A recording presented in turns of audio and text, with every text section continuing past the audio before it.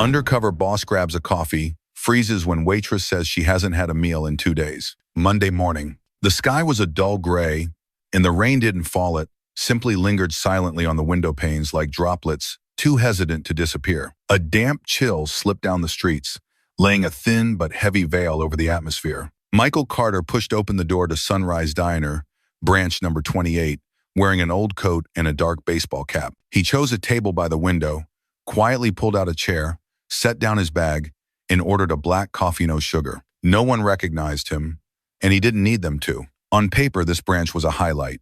Good revenue, stable customer flow, a spotless KPI report. But the numbers couldn't hide an unusually high turnover rate and vague, suspicious internal feedback.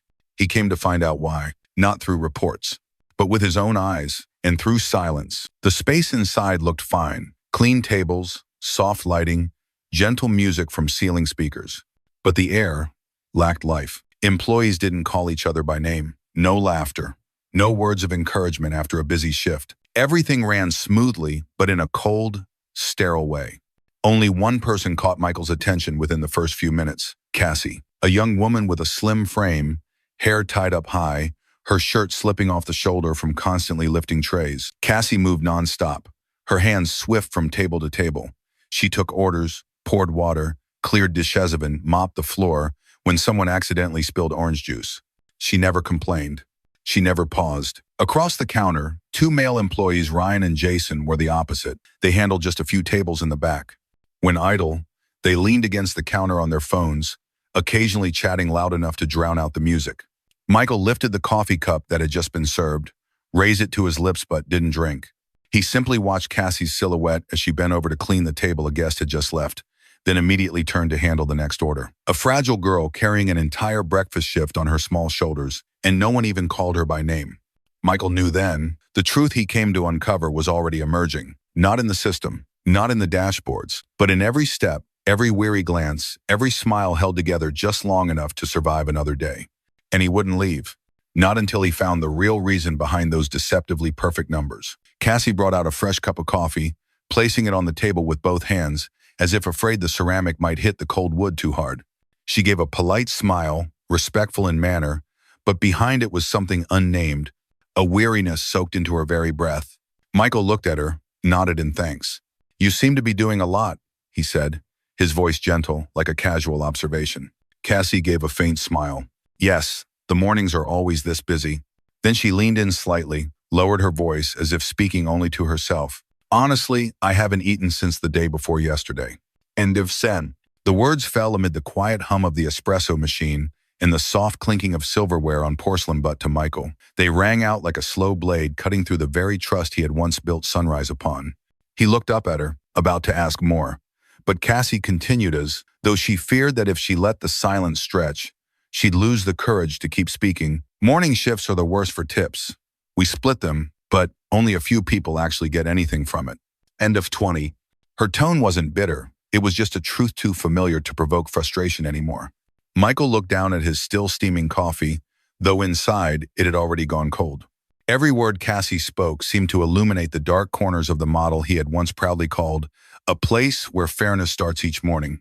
A place where the hardest working employees survived on coffee, while others stood holding the POS terminal, collecting the invisible labor for themselves. He tightened his fingers around the cup's rim, keeping his expression calm.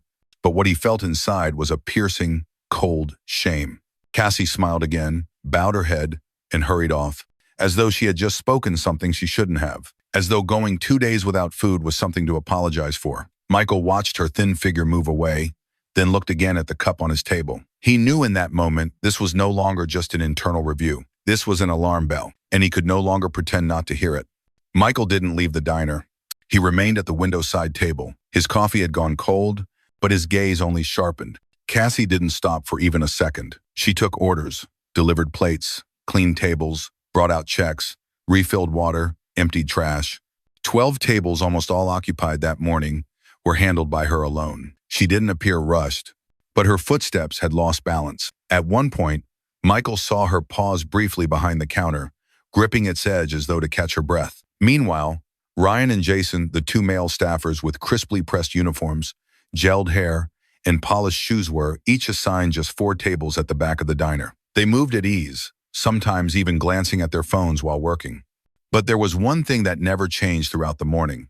They were always the ones holding the POS machine. Michael watched closely. Every time a customer at Cassie's table wanted to pay by card, one of the 2 men would appear immediately. No questions, no discussion.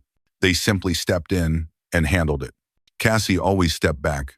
One step, silent. As if it were an unspoken rule she had grown so used to, it no longer required a reaction. Michael picked up his phone and opened the Sunrise Internal Management app, accessible only to a select few at the highest level.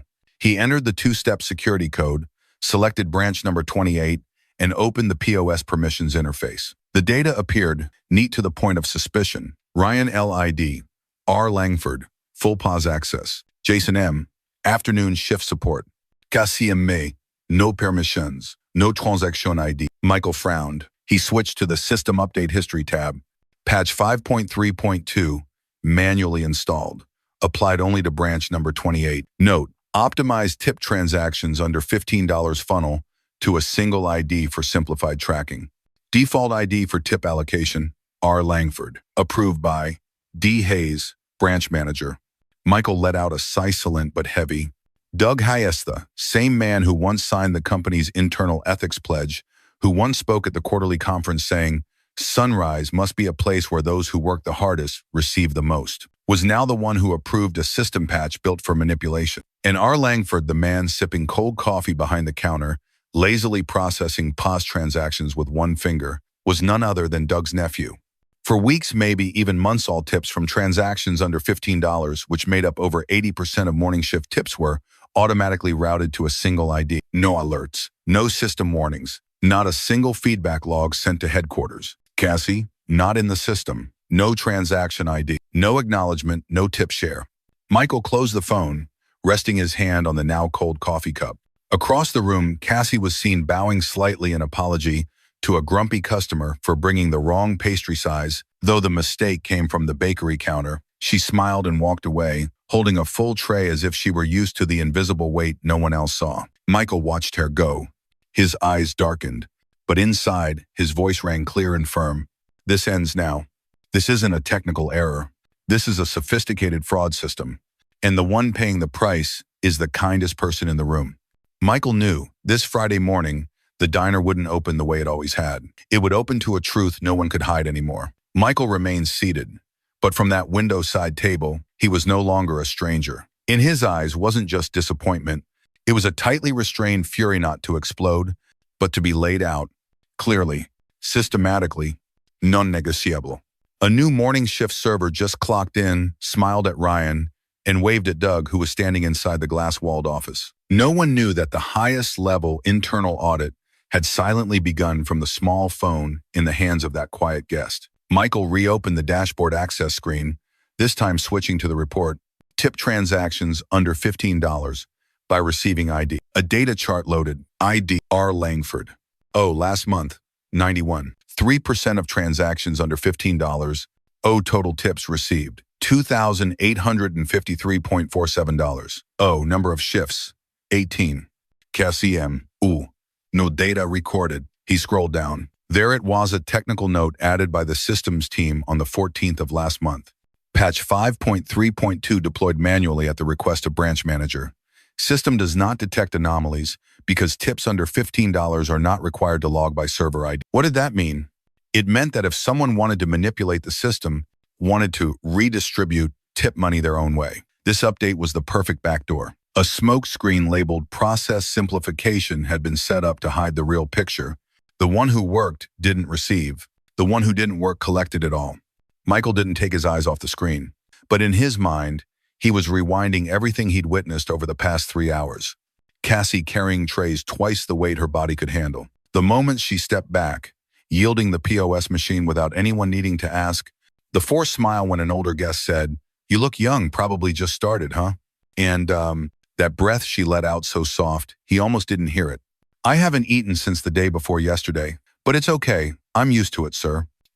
Michael tightened his grip on the coffee cup handle. This time, he didn't let his hand tremble. He switched to another screen, sending a signal to prepare for an emergency internal meeting at 6:45 a.m. Friday with the following attendees: Julia, HR, 3 internal auditors, POS lead technician, and 1 person not on the usual list, but whom he personally decided to invite, Cassie M. A short message was quickly encrypted and sent. Subject: Sunrise number 28, pause violation, ethics breach, from M. Carter CEO to Core Compliance Ops. Content, confirm presence. We confront this Friday, 6:45 sharp, no prior notice, no leak. After sending it, Michael set his phone down on the table. The coffee had gone cold. It didn't matter. Because what he needed to awaken wasn't his body with caffeine, but a system that had fallen asleep in the comfort of unchecked power. At the far end of the counter, Cassie was removing her apron to quickly wash off a coffee stain. A drop of sweat fell on her hand. She wiped it away fast. No one noticed. No one praised her. But tomorrow, in front of the entire staff, and even those who once thought of her as just a nameless shadow, Cassie would be standing at the center, and this time, the only person who would be stepping back wouldn't be her. Friday morning, the sky remained gray like the days before, but inside Sunrise Diner, branch number 28, every chair, every ceramic cup, even the sound of footsteps across the tiled floor, seemed stretched tight by an unspoken tension. A strange silence, as if everyone knew this morning would not be like any morning before. 6:45 a.m. The door opened. No more old coat. No more hidden figure beneath a knit cap. Michael Carter, CEO and founder of Sunrise, entered with the poise of someone who wasn't there to observe anymore, but to act. Following behind him, Julia from HR, 2 internal auditors, and the head of the POS tech team. None of them needed to speak, but their presence alone made the whole restaurant freeze. Ryan looked up from the POS terminal. His eyes flinched for a second, then he quickly looked down as if he'd just been caught red-handed. Doug, stepping out from the office, hastily adjusted his collar and forced a smile. "Mr. Carter, what a surprise this morning." Michael didn't shake his hand, didn't return the greeting. He walked straight to the main floor, where a few early guests were already having breakfast. "We'll do this here, publicly." His voice wasn't loud, but it was enough to make every spoon and glass pause midair. Julia opened her leather bag, pulled out a small Bluetooth speaker, and placed it on the counter. 1 button press, and a recorded voice echoed through the stunned silence. "Tips under $15? Push them all to Ryan's ID." Cassie doesn't even have one to log in. No one checks the small transactions. Doug signed it off. It's done. They do the work. We split the money. Better than letting it sit in the system. Ryan turned pale. Doug stood frozen. Michael looked straight at Doug, not with rage, but with something worse. Disappointment. "Doug, do you have anything to say?" Doug tried to keep calm, voice catching. "We were just trying to optimize the system, simplify things for the morning rush." Michael didn't respond right away. He glanced around the restaurant, then his gaze landed exactly where Cassie stood, behind the counter, her hands clutching the edge of her apron, eyes wide but unblinking. Then he turned back to Doug, his voice calm but resolute. "Optimize? You optimized it, so your nephew collects tips from every shift, every customer, while Cassie drinks coffee to soothe a hungry stomach. That's not optimization, that's theft." Silence. No one spoke. Then he continued, this time as a direct command. "Doug Hayes, Ryan Langford, effective immediately. You are both terminated. System access revoked. Your files will be transferred to legal today." Ryan let go of the POS terminal, his hands trembling, stepping back without a word. Doug kept his head down, shoulders collapsing as if gravity had suddenly failed him. A few young staff whispered to each other. An elderly customer gave a faint nod. No one objected. But many, for the first time, looked at Cassie with recognition in their eyes. Cassie remained still. Then, as if prompted by Michael's gaze, she slowly stepped forward. Each step was deliberate, steady. There was no applause, no cheers. Only the soft sound of her rubber soles touching the floor, small, but echoing like the first drumbeat of a new departure. For the first time, Cassie stood at the center of the restaurant, head held high. No longer the girl hiding behind a cup of coffee, no longer the one stepping aside so someone else could handle the machine, but the one who dared to speak, who didn't back down, and now stood as living proof of the simplest truth. If you're brave enough to speak the truth, there will be someone strong enough to hear it and do the right thing. And that morning, though, the sun hadn't shone outside. Light returned to the restaurant from the very place it had once been darkest. At the moment Cassie stepped into the center, the entire atmosphere of the diner seemed to shift.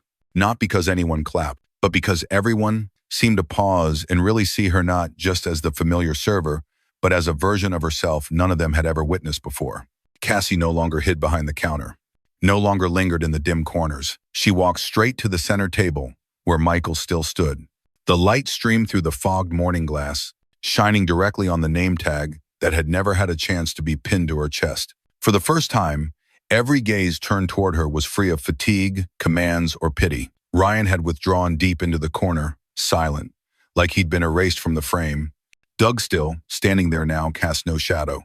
The confidence of someone who thought they'd never be exposed was gone. Michael gave Julia a small nod. She handed Cassie a new name tag, engraved boldly, Cassie Moore, acting general manager. Some staff in the kitchen froze then, someone nearly gasped. A young woman nearby whispered with barely hidden excitement, "She's really been promoted?" Cassie accepted the name tag with both hands, gripping it gently as if afraid it might vanish in that moment. Michael looked directly at her and spoke in a steady voice. "I want everyone to understand clearly. No action in this system is ever too small. No one who works this hard should be invisible. And no one should have to survive on coffee just to get through a shift anymore." A spoon clinked gently from a table to the right. An elderly customer leaned forward to look at Cassie, then nodded, smiling like he just witnessed his granddaughter grow up. Another staff member, usually quiet, stepped out from the kitchen, looked at Cassie and softly said, "I used to think if I spoke up they'd cut my shifts, but you did it."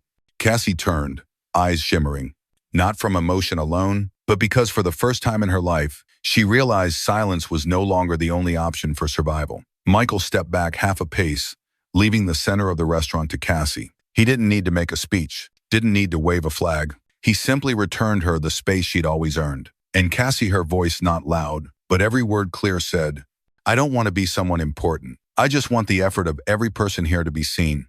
And I believe, from today on, it will be." The bell above the glass door jingled again. A group of new customers walked in, surprised to see the whole diner looking like it had just emerged from a ceremony without a stage. Cassie turned back toward the counter.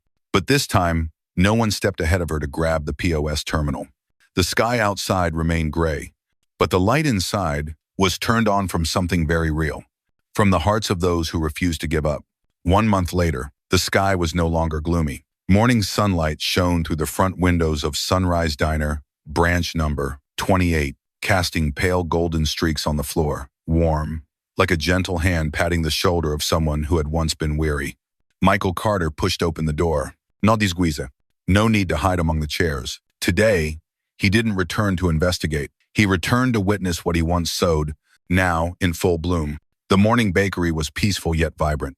Everything moved in harmony like a symphony without a conductor. Everyone knew their part, and more importantly, everyone wanted to do it right. Right at the cashier counter, an oak-trimmed digital screen hung prominently. Deep sharing policy. Transparent. Public. Protected. At the bottom, etched directly into a brass plaque, was a small inscription, "Built on sweat, backed by trust." Cassie stepped out from the kitchen. No more old apron, no more dark circles under her eyes. She wore a light-colored shirt, her hair neatly tied back, her face glowing, and her smile no longer a duty, but a choice. On her left chest, a brand-new name tag read, "Cassie Moore, General Manager." "Good morning, Mr. Carter," she greeted, her voice clear, eyes bright and calm like someone who knew exactly where she belonged. Michael nodded. He didn't need to compliment her. He simply walked to the table by the window, the same place where, 1 month ago, he had heard a quiet, aching confession. "I haven't eaten since the day before yesterday." Cassie brought over a hot cappuccino and a small plate of muffins. She said nothing. She simply placed them down with both hands and a grateful look that didn't need to be loud. Michael lifted the cup, letting the warmth seep into his palm. He looked out the window where the early morning light spilled in, gilding the edge of the old wooden table. Then, in a low voice, soft as the day's first breath, he said, "The most important things in a restaurant aren't on the menu. They're trust, dignity, and the courage to speak up when no one else believes your voice matters." Cassie nodded gently but said nothing. Because sometimes, you don't need to respond to a truth well said. You just need to live as proof of it. And in that moment, Michael knew this diner had found its way back to what truly mattered most. It's not just about good pastries. It's about how you treat the people who make them. Cassie stepped away from the table after placing the cappuccino and muffin down, but she didn't turn around immediately. She paused for a beat, her hand gently adjusting the tablecloth, as if making sure everything was just right, then walked slowly back toward the kitchen, where a new employee was fumbling with a name tag. Michael watched her walk, not rushed, not burdened. Each of her steps now carried authority. Not steps taken to avoid notice, but to lead. A quiet reassurance radiated to even those taking on a job for the first time, whispering, "Here, someone's got your back." Behind the counter, the digital screen gently looped the words like a heartbeat of the diner. Deep sharing policy, transparent, public, protected. No one pointed to it. No one needed to say it out loud, but everyone saw it. A boy, around 6 or 7, sitting with his mother near the window, looked up and asked, "Mom, can I be good like that lady?" The mother smiled. "You just need to do the right thing. People will notice." Michael overheard, and he smiled quietly. He remembered the early years of founding Sunrise when he believed that as long as operations ran well and staff were well trained, customers would come, revenue would rise, and everyone would be happy. But he had been wrong about one thing. Fairness doesn't come naturally. It needs someone to protect it, and someone brave enough to call it out.